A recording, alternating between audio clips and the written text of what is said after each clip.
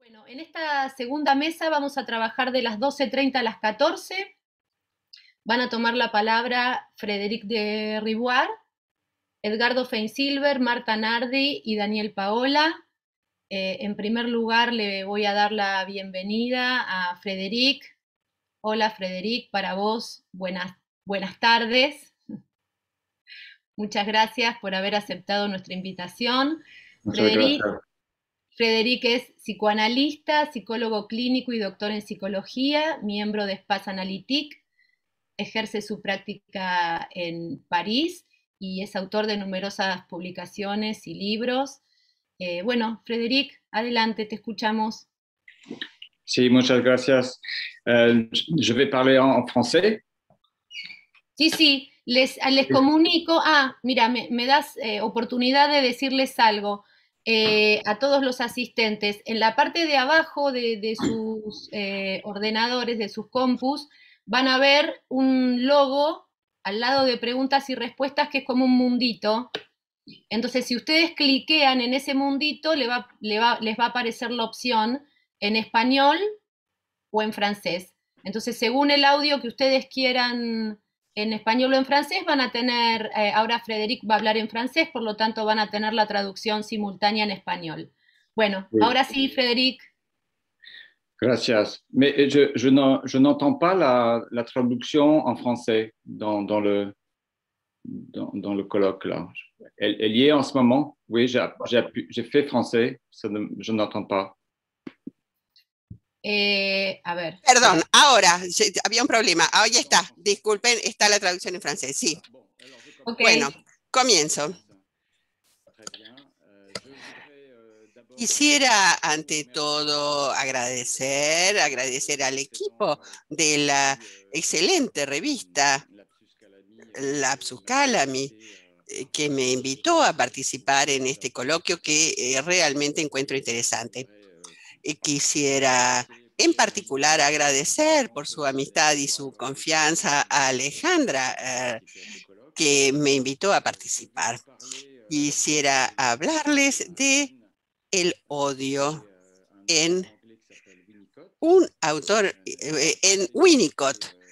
Pensamos que era interesante poder aportar un punto de vista un poco diferente, tal vez, del enfoque lacaniano del tema del odio, aun cuando, como ustedes sin duda sabrán, Winnicott es un autor abundantemente citado por Lacan, que incluso tradujo su primer texto al francés ya en los años 50. Entonces, les voy a dar un breve texto en parte clínico para ilustrar un texto de Winnicott que se llama La utilización del objeto y el modo de relación con el objeto a través de las identificaciones, de texto de 1968 que está en Jeu et réalité, una de las obras principales de Winnicott. Bueno, voy a leer ahora. ¿Está todo en orden la traducción? Aparentemente sí, perfecto.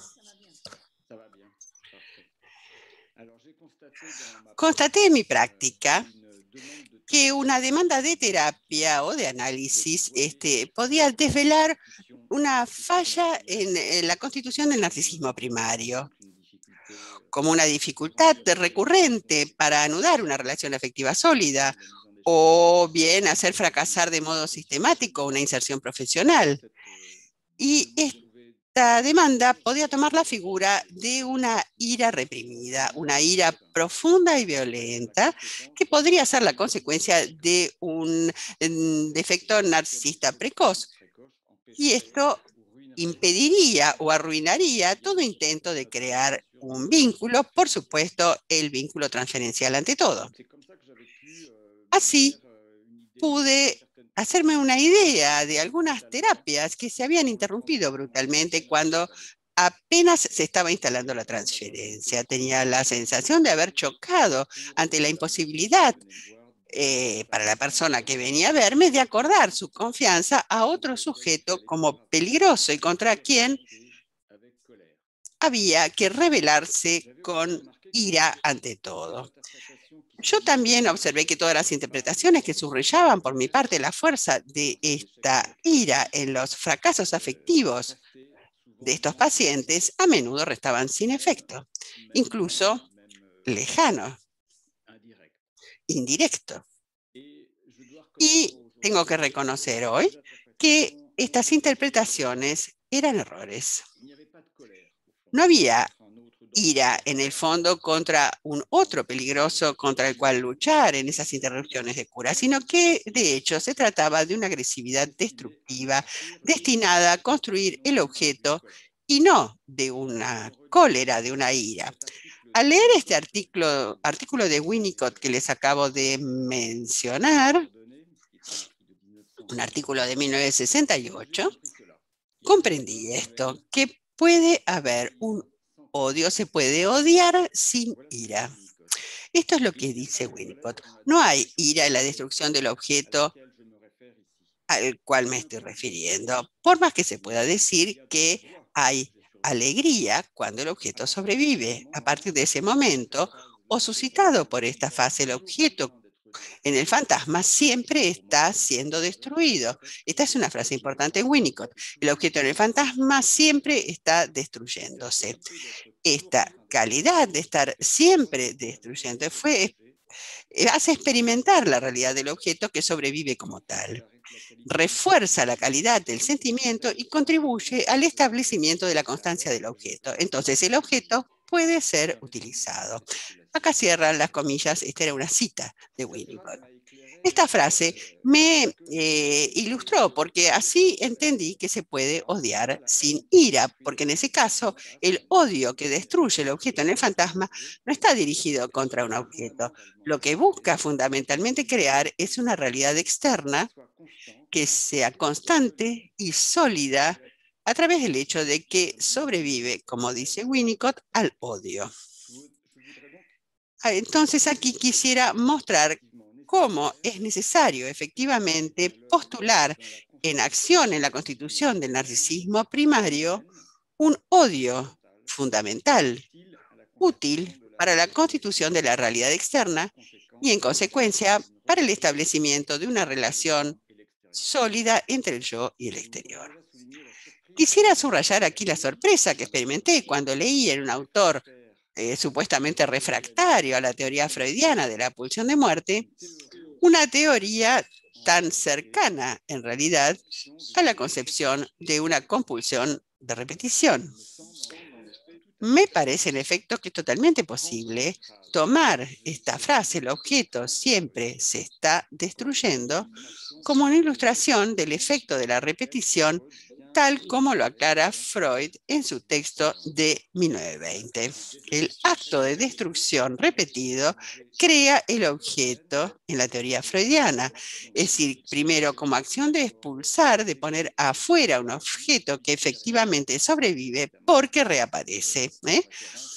Hago referencia a la famosa observación de Freud del niño que juega con la bobina. Sin embargo, lo que se presenta como odio y fuerza de destrucción se diferencia del retorno a lo inanimado, tal como lo designa Freud, el objeto de la pulsión de muerte. En Winnicott, este odio no es entonces una cólera, no se deduce ni de una falla, ni de una decepción, ni de un duelo imposible. Tampoco es una defensa ante un ataque llegado del exterior, porque se sitúa en un tiempo de elaboración más precoz que el de la ira. Un tiempo donde el objeto está en curso de construcción y también en curso de destrucción-construcción, podríamos decir.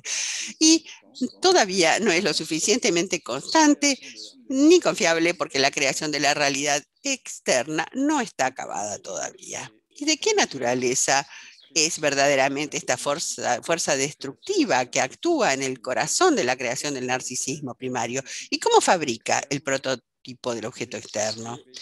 Esto es lo que trataré de ilustrar ahora con una observación de un niño de 2 años, a quien observé en el marco muy particular, creo que es algo que ustedes conocen en Argentina, que es un lugar que recibe a niños y padres, como en la Casa Verde de François Dolto, un lugar donde se recibe a niños y padres juntos, con psicoanalistas presentes, pero evidentemente no es una consulta.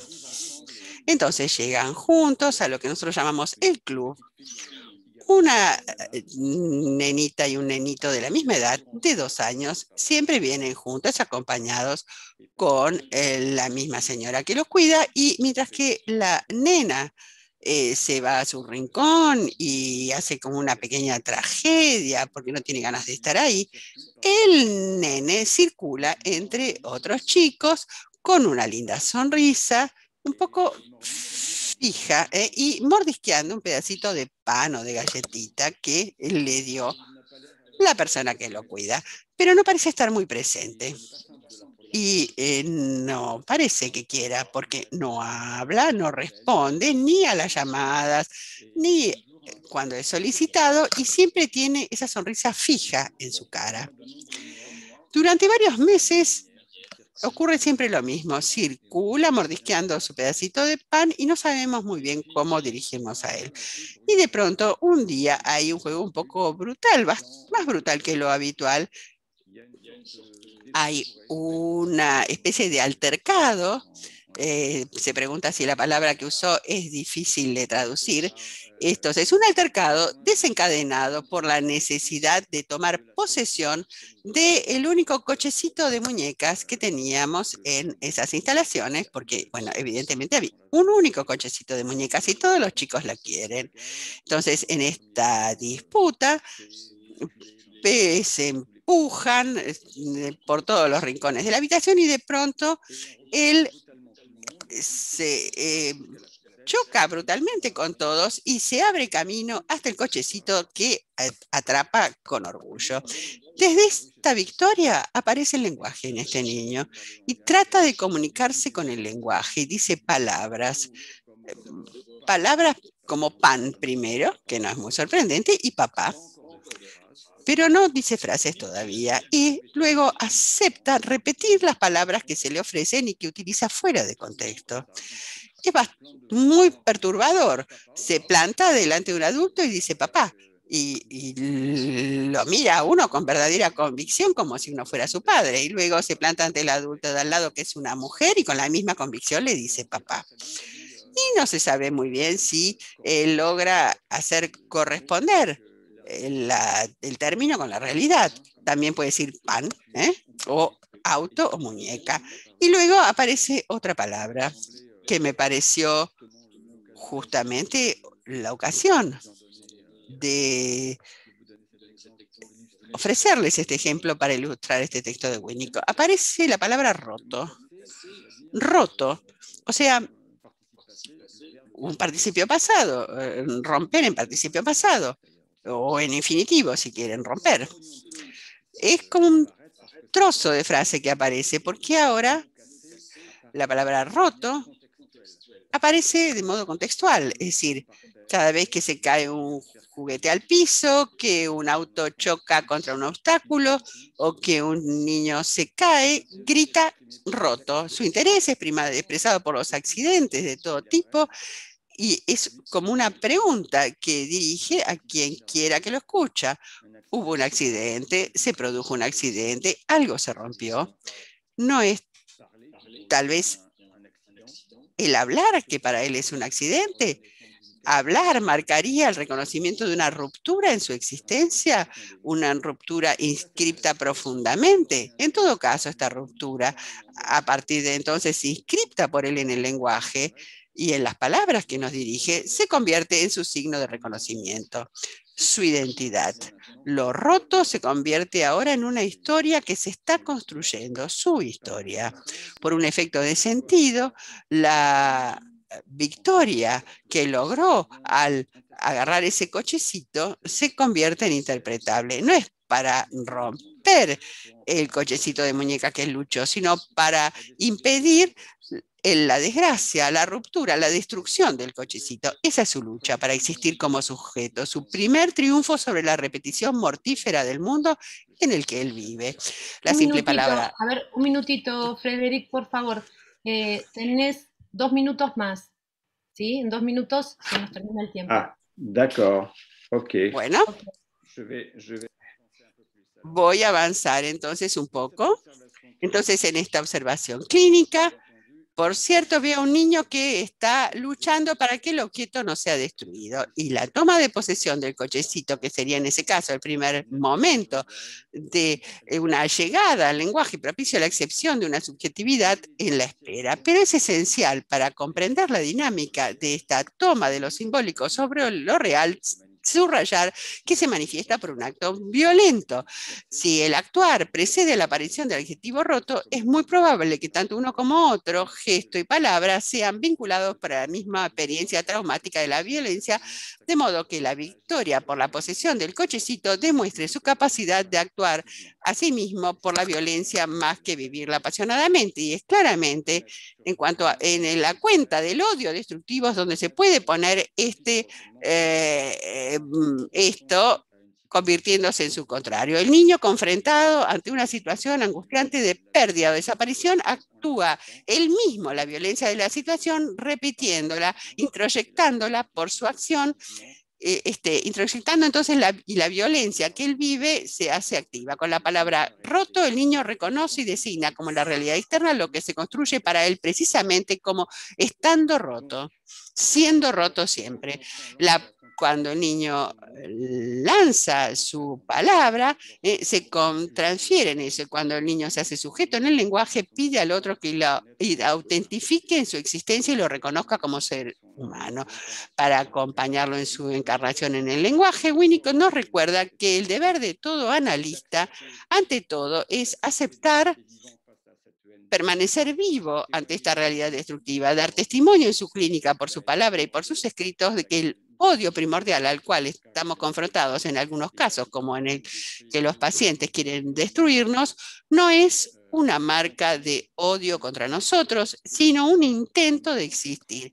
Y puedo comprender ahora lo que pudo hacer fracasar algunas curas interrumpidas prematuramente, lo que había creído en efecto posible achacar a una cólera, incluso a un ataque defensivo, se revela como voluntad de existir. La partida inmediata, la ausencia de estos pacientes, me parece ahora como un pedido paradójico de reconocer un deseo de convertirse en sujeto. Muchas gracias por haberme escuchado. Bueno, muchísimas gracias, Frederic. Seguramente que vamos luego a conversar, a tener tiempo para conversar sobre todo esto. Bueno, le voy a dar la palabra ahora a Edgardo Feinsilber, psicoanalista, miembro analista y expresidente de Mayéutica, institución psicoanalítica, autor de varios libros, los 3 últimos, La soledad, Constelaciones pulsionales y Desde la transferencia. Bueno, adelante, Edgardo. Cuando falten 2 minutos te aviso. Bueno, buenas tardes a todos. Gracias, Freddy, por tu trabajo. Muchas gracias al grupo de Perspectivas por esta posibilidad que nos dan y de continuar con esta magnífica revista de psicoanálisis que hacen posible, que es la Absújala. Mi trabajo se llama Las políticas del odio-amoramiento. En nuestro psicoanálisis, el amor no es un concepto fundamental, aunque se despliegue en la praxis como amor de transferencia. Así, la transferencia se nutre de 2 fuentes: el amor y la Wiederholung, como Freud lo concebía. Wiederholung es repetición, mientras que Zwang nos lleva a una indeterminación intraducible. Lo llamaríamos compulsión de repetición, pero Lacan lo intraduce en lengua francesa como automatismo de repetición. El inconveniente es que Freud nombraba a lo estructurante del cuadro clínico como Zwangneurosis, que se intradujo como neurosis obsesiva, debiendo decirse neurosis compulsiva o neurosis automática, lo que cambiaría el sentido del cuadro. Se trata de poder hacer un corte con lo que Lacan nos ilustra en el Congreso de la Escuela Freudiana de París en la Gran Motte en 1973, de liberarnos de ciertos dogmas de la vieja clínica o en los sujetos diagnosticados como histéricos u obsesivos, carecen de utilidad para los otros del mismo tipo, ya que sus discursos no aportan el menor sentido al de los otros. Se tratará de encontrar la singularidad en cada caso. Entonces la transferencia se soporta en dos fuentes, el amor y la pulsión de muerte, que se expresa como compulsión de repetición. Una cuestión que resulta compleja es la razón por la cual Lacan sostiene que el amor es siempre recíproco. Podemos comenzar a suponer que es circular. Amo para que me amen. Pero que es recíproco lleva a otras incidencias. Si amo es porque me aman, o es que hay amores no correspondidos, los que deberían entonces ser nombrados de otra forma. Hay entonces una variedad de tipos de amor, que serían siempre recíprocos. Este enigma es el que deberíamos descifrar. Con esto llegamos al rescate de una propuesta escrita de Freud en su texto El yo y el eso, de la existencia del individuo. Individuum lo llamaba. A lo que Lacan responde en sus seminarios 8 hasta el 24, la individualidad es la relación privilegiada en la que culminamos como sujeto en el deseo, siendo ese deseo el del gran otro inexistente, el resorte y gozne del nacimiento del amor. Encontramos en la obra de Lacan diferentes tiempos en el análisis que muestran variadas relaciones entre los partener. El primero es que te amo para que me ames, que sanciona lo engañoso del amor, pero que no lo ubica por eso como falso. Luego, te amo, pero como amo en ti algo más que a ti te mutilo, que nos muestra que el fantasma de cada quien es respuesta al qué voy de la demanda del gran otro. Implica la cesión del objeto en el campo del gran otro, más en tanto que el gran otro no existe, como ya lo sostenía en su seminario 4, retorna en el cuerpo del llamado sujeto, encarnándose en las zonas anestésicas que determinan la histérica del paquete. Más tarde encontramos otra formulación amorosa, tal que el amor es dos medios de decires que no se recubren, lo que posibilita su sostenimiento. Así nos preguntamos la razón por la cual el más grande amor lleva a la destrucción del objeto amado. Podemos entender que porque el gran otro es el cuerpo, según afirma Lacan en su seminario 14, entonces podemos entender la reciprocidad del amor como consecuencia de la inexistencia del gran otro. Por lo que no hay diálogo sino monólogo.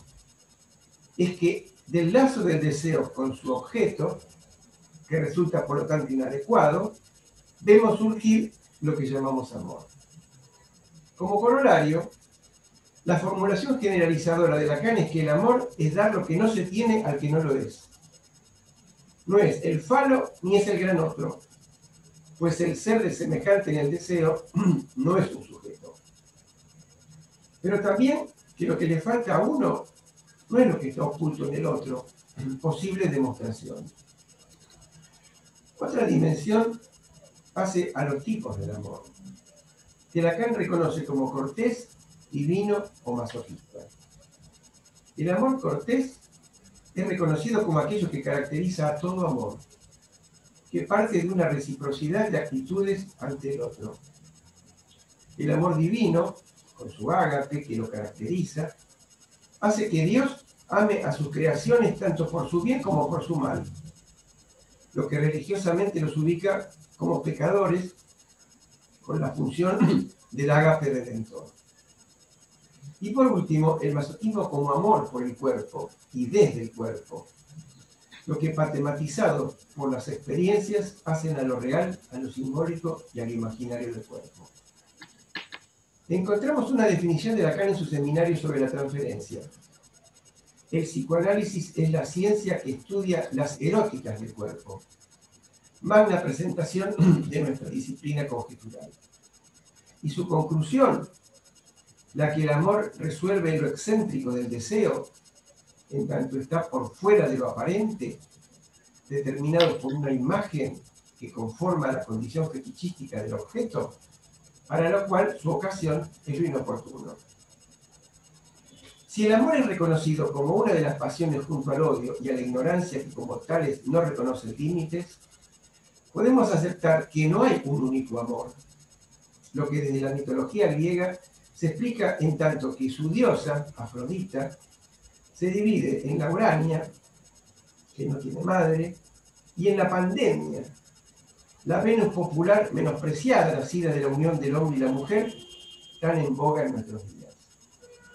Desde aquí retomamos la postura de Lacan, que entiende que el goce precisa del amor, en tanto ligado a una pérdida, para condescender al deseo, lo que nos propone un pasaje del amor al deseo condicionado por el goce impelente. Un breve comentario ahora y puntuación respecto a los celos considerados por Freud, quien lo diferencia entre los normales, los neuróticos y los paranoides. De los celos normales, nuestra lectura los articula a la cuestión necesaria del tercero, presente en una relación amorosa. Los mismos desencadenan a nivel neurótico una modalidad negadora, siendo la negación una modalidad de la represión. Distinto, pues deberemos diferenciar el me olvidé, producto de la represión, distinto al se me olvida, producto del análisis. Y de los celos paranoides, podemos decir que Freud los liga a restos del complejo de Edipo negativo. De ahí que los celos son intermediarios entre el amor y el odio, a los que Lacan llamó a su resultado el odio-amoramiento. Para concluir, en cuanto al pasaje de lo trágico a lo cómico en el análisis, haremos una consideración a nivel de lo institucional en la formación de los analistas. Si el amor es un sentimiento cómico, al tratar de dar lo que no se tiene, esto da una referencia a la comedia en el análisis de la transferencia y el amor que le corresponde. La tragedia sería la posibilidad de dar lo que se tiene para obturar la falta en su gran otro que reduplique la oclusión en su ser. Por ello, en su recorrido, Lacan parte la noción de la falta en ser, Manquetal, para llegar a proponer un ser de la falta, Ettermann. Reconocemos que la política del psicoanálisis es la política de lo inconsciente. Así, la política del psicoanálisis es la del síntoma. Y la política del síntoma es la consecuencia de la existencia de un sujeto supuesto al saber. Es lo que Lacan nos decía en un tiempo de su enseñanza. Pero enfrentado a la cuestión de la poiesis, de la invención que modifica la idea de la transmisibilidad del psicoanálisis, no en el psicoanálisis, su propuesta es que no puede haber otra posibilidad de enseñanza del psicoanálisis que no fuese a título de síntoma. Entonces, surge la necesidad de plantear una política del síntoma, regida por el valor de cambio con el prójimo, que es siempre un acontecimiento, que da lugar al efecto creador de lo desabordado del inconsciente, donde, si hay maestro, hay maestros, los que dan cuenta de su hacer, en tanto su obrar, la de su clínica. La política, entonces, del síntoma precisa de la política del síntoma para sostener una institución psicoanalítica en los márgenes de una renovación inventiva, que de la alienación y la subversión del sujeto pueda incluir un margen de libertad no anclada solo en lo afanístico, aquello que Lacan llamó lo real de la pulsión. Muchas gracias. Bueno, muchísimas gracias, Edgardo. Ahora vamos a darle la palabra a Marta Silvia Nardi. A ver que no te tengo en la pantalla, Marta. Hola, Marta. Yo sí te veo, Gabriela. Bueno. Ahí estás, ahí te encontré. Nos tenemos que ir buscando en los cuadraditos, ¿viste? Ahí te acá abajo, a la izquierda. Ahí te encontré. Bueno, bienvenida. Marta es analista, miembro de la Escuela Freudiana de la Argentina, exdirectora y actual responsable de la Secretaría de Enseñanza de la misma, integrante del Consejo de la Fundación del Campo Lacaniano. Cuenta con varias publicaciones hechas con otros colegas. Bueno, Marta, muy bienvenida. Adelante, te escuchamos. Bueno, gracias, Gabriela. ¿Se escucha bien? Perfecto. Muy Se bien. escucha, se ve, todo impecable. Muchas gracias. Y muchas gracias al grupo de Lapsus Calami que me ha hecho esta invitación a través de Verónica Cohen, y me gustaría felicitarlos por el excelente trabajo que vienen haciendo durante tanto tiempo. El título de mi exposición es De la comedia a la tragedia de los sexos. La sexualidad hace lazo social porque necesita del otro real o aún fantaseado para su satisfacción. Regida por la significación del falo, no renuncia fácilmente a su ausencia y lo busca intensamente en el otro, en el cuerpo del otro, en la imagen del otro, obviando que es un significante y como tal nadie es su dueño. Así, la dicha mujer va al encuentro sexual en búsqueda del falo y lo que encuentra es solamente un pene. Por su lado, el dicho hombre también busca el falo, del cual su pene es solo un sostén imagénico. Lo busca en su performance, lo busca en el cuerpo de la mujer y lo que encuentra es la retumescencia y un cuerpo otro, extraño.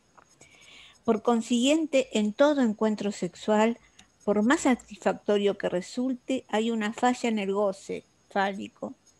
Y de esa falla surge la necesidad de hablar, cuando no, la angustia. Lacan ubica lo femenino como construcción de una mascarada en relación a un orden de ausencia, la femineidad como centro y ausencia, entendiendo la mascarada como lo que se oculta, entre comillas, como lo que oculta la falta en la dicha mujer, la que hace desviar la mirada del dicho hombre hacia otras dimensiones más atractivas que aquellas que pueden evocar a la cabeza de Medusa. Del lado masculino queda la impostura fálica, el pavoneo, sosteniendo un falo que el significante impone.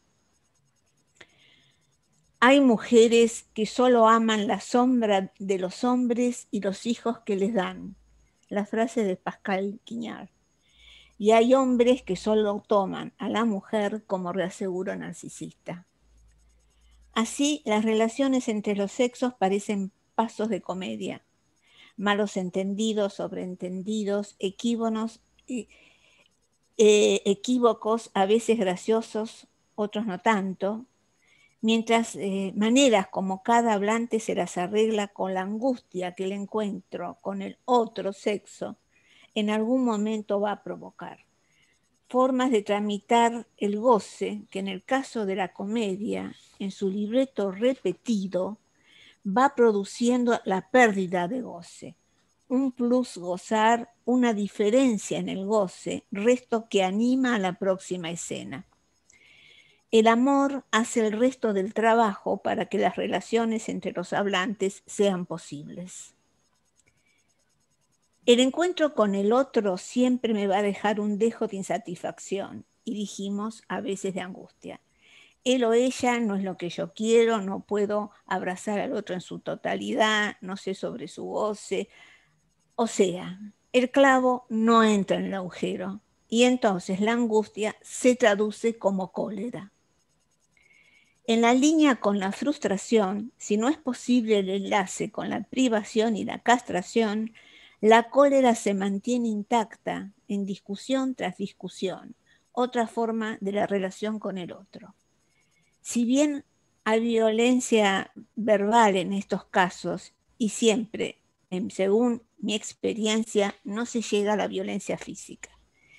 El contacto sexual alivia la tensión estructural e introduce variantes en las escenas que encuentran en la relación sexual posible, un tope. Cuando esta no se produce, cuando la pelea compartida reemplaza la relación sexual, parece que no hubiera detumescencia y las discusiones parecen no tener fin, dando lugar a una especie de tragicomedia. Ahora bien, la formulación del objeto hay como consecuencia la insistencia en que la dirección de la cura apunta a lo real, llevan a Lacan a acuñar la noción de semblant, que en un momento de su enseñanza asocia a las máscaras, a las personas, a los escudos, a los signos que alguien da en relación al semblant que sostiene. Esto nos da la dimensión imaginaria del semblant, dimensión que es puesta en juego cada vez que hablamos, dimensión que armamos cada vez que hablamos y que nos devuelve ese espejo por excelencia que es el lenguaje. El semblant se sostiene de la tensión existente entre el objeto y el ideal, y aquí tenemos las dimensiones simbólica y real del semblant. La identificación sexual que en algún momento de su enseñanza Lacan planteaba en términos de la identificación con el ideal del propio sexo cobra una nueva dimensión. Hay otro a quien dirigirse. Hay muchachos para el muchacho y muchachos para la muchacha. Para ellos, ella es el falo, lo que los castra. Para ellas, el falo está en ellos, lo que los castra porque solo consiguen un pene. La relación entre ambos está regido por el falo, y la castración de la que hablamos es imaginaria porque en algún lugar el falo está y siempre se lanza una nueva búsqueda. En esta suerte de relación entre el hombre y la mujer, en esta relación regida, no mediada por el falo, el semblant toma su lugar. Sabemos, o por lo menos consideramos como premisa, que la relación sexual no existe. La podemos traducir diciendo, no hay complementariedad entre los goces del lado masculino y del lado femenino de las fórmulas de la sexuación. Quiero decir que masculino y femenino son posiciones que responden al discurso y al significante que los toma, y responden a una cierta modalidad en el goce. La relación posible se da vía al semblant, que los relaciona y los diferencia. Del lado hombre de la partición hecha por el discurso hay un aferrarse al semblant y una búsqueda de una mujer que le asegure la equivalencia entre el goce fálico y el semblant, que le asegure que es por esta aportación del falo que él es buscado. Su goce depende en gran parte de ello y su placer sexual se puede ver seriamente comprometido cuando el semblant no puede ser sostenido. En lo que respecta al lado femenino, para ellas goce y semblant son diferentes. Ella puede tener su goce más allá que el semblant de su partener desfallezca. Ella es más libre en relación al semblant y en relación al goce, porque no hay en su cuerpo nada que le haga obstáculo para procurarse un goce más allá del falo. Ahora bien, en un análisis, cuando se atraviesa el fantasma, se divide el goce del semblant. El semblant aparece como inefectivo en relación al goce. En el caso del dicho hombre, no se goza de ser todo un hombre poseedor del falo o poseído por él. Es posible un movimiento hacia el no todo, lo que alivia bastante de las exigencias del significante. El significante impone todos los hombres tal cosa o tal otra, la cultura lo rellena con otras imposiciones. Un universal es una construcción lógica que dista bastante de la realidad de los hablantes. Si bien es más o menos frecuente cuando hablamos posicionarnos en un universal, independientemente del género al que pertenezcamos, para si queremos decir algo, una posición en línea del no todo es imprescindible.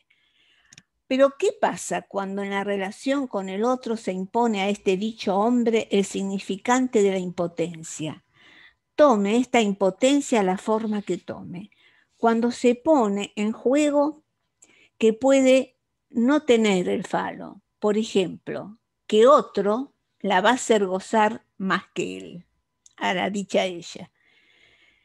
Ese otro toma con frecuencia la forma del padre de la horda, el que según Freud retorna en el patriarcado, el gozador de todas las mujeres que amenaza con sodomizar al hombre en cuestión.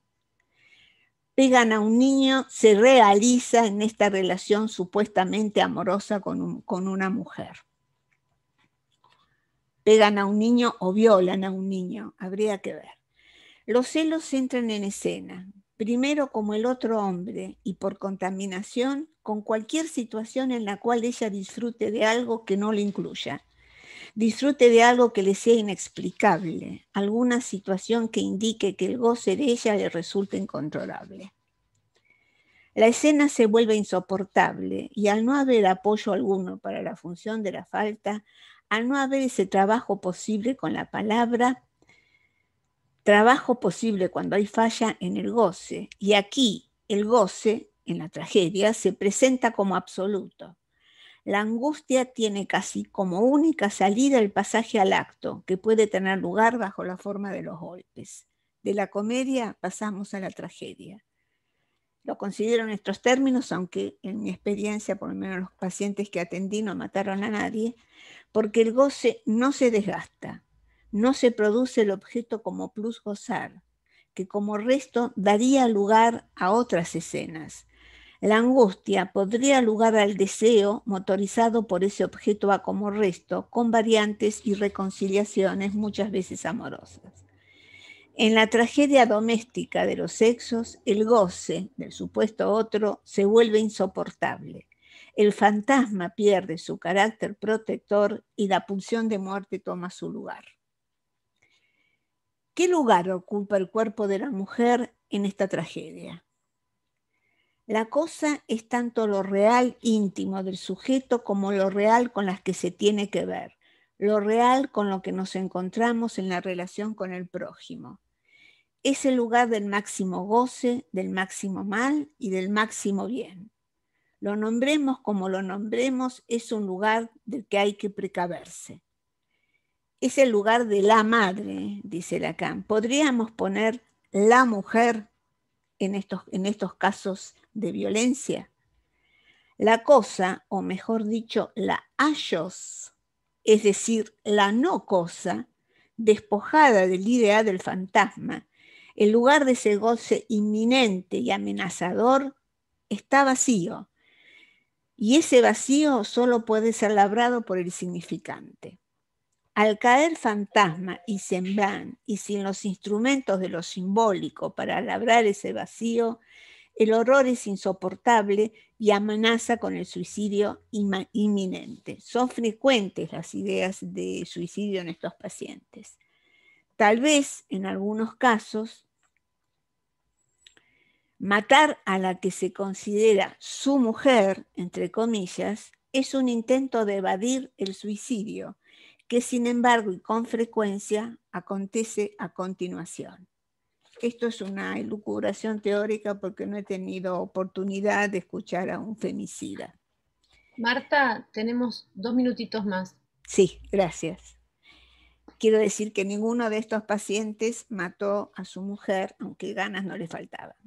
Lo trabajoso con estos pacientes, que sí he tenido oportunidad de tratar o intentar tratarlos, es que consideren que sus actos violentos son síntomas, más allá de los remordimientos más o menos sinceros que expresen. Es decir, que consideren que su violencia responde a un orden de razones, no de justificaciones. Que la razón que el síntoma les trae les pertenece, que la causa esté en ellos y en ningún otro, llámese mujer o padre, que a veces, desafortunadamente para la mujer, coinciden. Nada más. 2 minutos. Muchísimas gracias. Gracias, Marta. Bueno, ahora vamos a escuchar a Daniel Paola. Hola, Daniel. Buenas tardes. Si querés, podés ir poniendo tu micrófono. Daniel es analista miembro de la Escuela Freudiana de Buenos Aires, autor de numerosos libros, entre otros Erotomanía, Paranoia y Celos, Inconsciente, Límite y Metáfora. Bueno, te escuchamos, Daniel. si me escucháis. ¿Ahí sí, te escuchamos. Sí, te escucho, bueno. Te veo, todo en orden. Bueno, primero quiero agradecer a Alejandra Ruiz que me invitó para participar de este coloquio de Lapsus Calami, quien felicito sus numerosos, yo diría, libros que pudieron hacer estos últimos años y que de alguna manera reflejan lo que sucede en Convergencia, este intercambio. y también a Gabriela Cosín, porque si las cosas salen bien, vamos a poner algunos nudos para que se entienda lo que voy a decir. Bueno, me voy a referir a lo que comienza en el seminario 19, las forclusiones del decir, en Upir, las forclusiones del decir. ¿Qué quiere decir la forclusión del decir? Significa que cuando se establece un discurso, es decir, en el decir o incluso en el escrito, cuando se produce un decir, lo que se produce es un flujo de significación que es de alguna manera primitivo para el ser hablante, que tiene diferentes consecuencias cuando es considerado en relación a lo que hablaba Marta y también Frederic abundantemente en relación a la falta, y también Edgardo, ¿no? El flujo que de alguna manera refiere siempre Isidoro Beck como coronando de alguna manera lo que significa esa verdadera significancia que de alguna manera genera el inconsciente y que a veces también no lo genera, ¿no? En este sentido voy a hablar de la mentalidad. Cuando hablo de mentalidad, estoy hablando del decir, del discurso, del flujo, es decir, del flujo de aquello que se va diciendo cuando uno está a expensas de su propia mente, como lo estoy haciendo yo ahora, que no sé muy bien qué me voy a olvidar y qué no voy a olvidar. Se trata de que se puede establecer, sin que Lacan de alguna manera lo diga, una diferencia entre lo que es el nudo Borromeo de lo que es el nudo de trébol. Bueno, si ponemos la figura 1, podemos empezar ahí.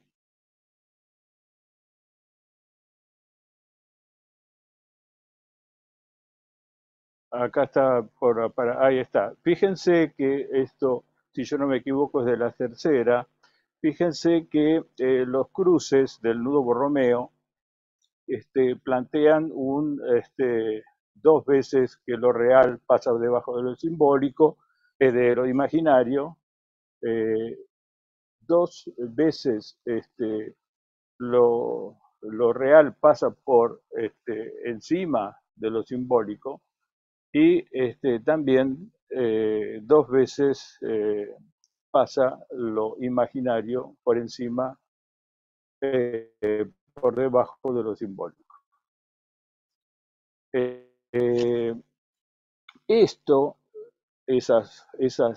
Esos cruces determinan que hay una vida en lo real, un efecto de vida en lo real, porque hay un agujero simbólico que está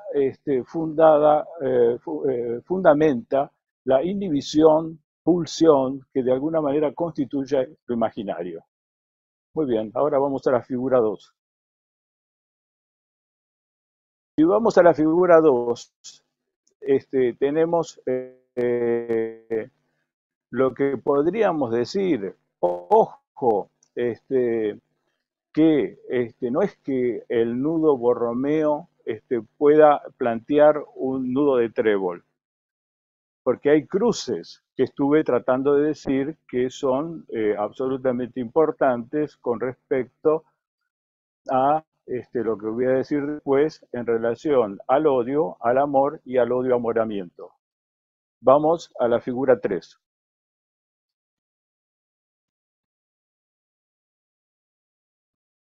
En la figura 3 tenemos un nudo de trébol. Es decir, que ya no tenemos una consistencia que se homologa a, digamos, o el imaginario que, como decía Lacan, el nudo Borromeo es imaginario, se homologa a lo real y a lo simbólico, es decir, hay un sentido que solamente por ser sentido ya produce un efecto simbólico. Ese nudo de trébol tiene una verdadera conformación, porque como ustedes ven, pasa por debajo de uno, por encima del otro y después por debajo. Siempre tiene que ser de esta manera, es decir, de manera que no se desarme. Es decir, por eso esto quiere decir que, si me devuelven de nuevo a mí la visión.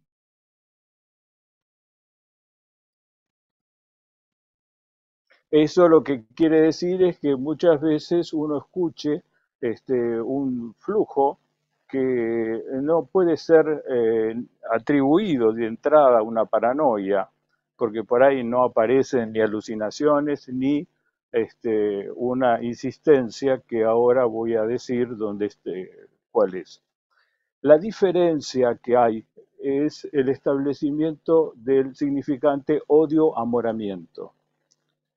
La existencia del significante odio-amoramiento, que como ustedes saben aparece en el seminario 20, y que Lacan no lo abandona, porque él lo sigue sosteniendo.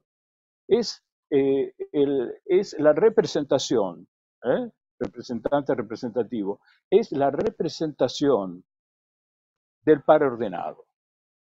Es decir, es cómo se podría estar en el amor, primero en el odio y también en el amor, y hacer algo así como un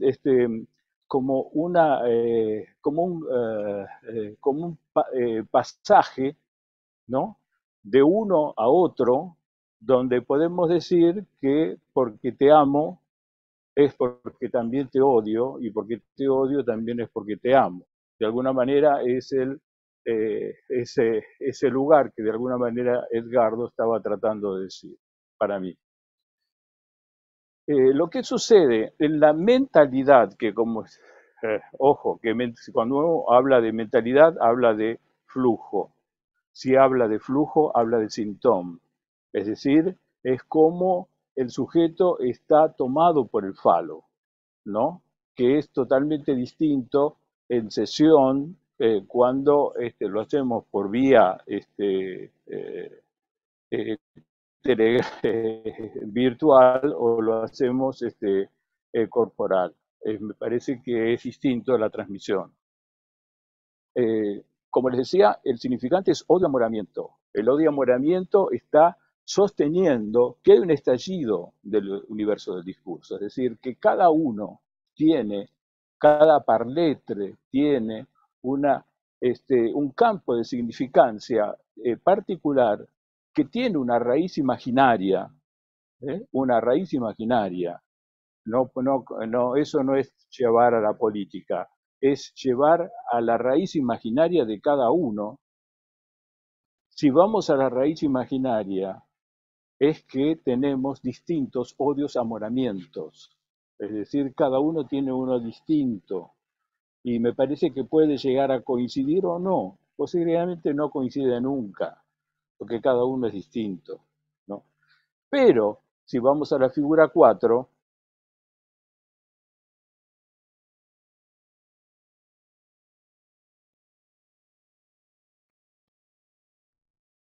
y colocamos en cada uno de los cruces yo le amo, yo le odio, él me odia, esto está sacado estrictamente de Freud, del presidente Schreber.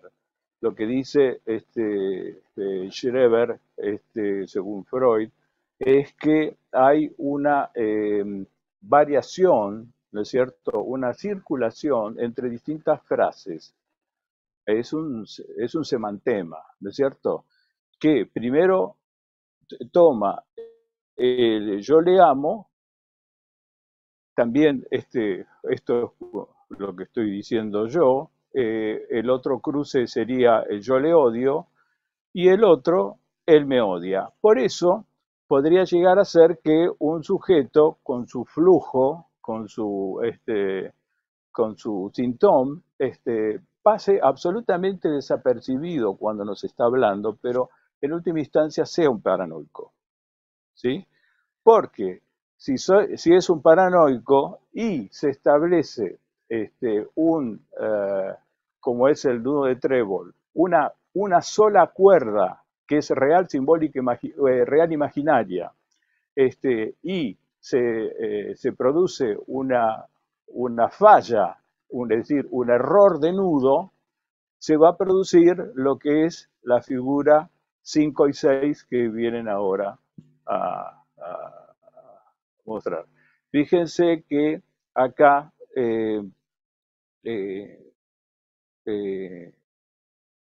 bueno, esto está, ahora que me estoy fijando, esto está, ustedes fíjense que por un lado tenemos un nudo Borromeo y por otro lado tenemos qué es lo que sucede cuando el error de nudo opera en cualquiera de los tres. Terminamos en un círculo. ¿Sí? Volvemos a la figura 4. Generalmente el paranoico se nos presenta con él me odia, con un discurso que es absolutamente él me odia, sea el vecino porque hace ruido, o un grupo humano, o a veces le están haciendo un bullying, o generalmente le van haciendo males. Si me devolvés la visión, ya está. Porque lo que sucede es que ha habido error de nudo en yo le amo y yo le odio. Es decir, y solamente quedan depositados en él me odia. Con lo cual, una solución terapéutica es, cuando uno aborda la mentalidad paranoica, es encontrar las series de las representaciones de él me ama y yo lo odio, como para que se produzca una compensación y se restablezca la circulación del nudo de trébol. Es decir, en mi experiencia, y esto creo que está comprobado desde siempre, porque así es como trabajo, cuando uno encuentra el me odia, si buscamos a quien ama y a quien odia, el sujeto comienza a estabilizarse y el flujo discursivo empieza a no ser loco. Ser loco quiere decir lo que estaba diciendo antes Marta, que por ejemplo podría llegar a romper algo o podría llegar a matar a alguien, ¿no es cierto? Bueno, Daniel, ya estamos casi sobre la hora. Si querés ir redondeando. Bueno, sí, que siempre se nos presenta entonces en el yo, en la mentalidad paranoica se nos presenta el me odia, porque hay los otros dos cruces, hay que fabricarlos con interpretaciones de lo que está sucediendo a modo de pantalla en los lugares donde ama y en los lugares donde odia. Y eso restablece la mentalidad paranoica, que de alguna manera es la más normal que la misma histérica. No more. Muchas gracias. Bueno, muchísimas gracias a los 4.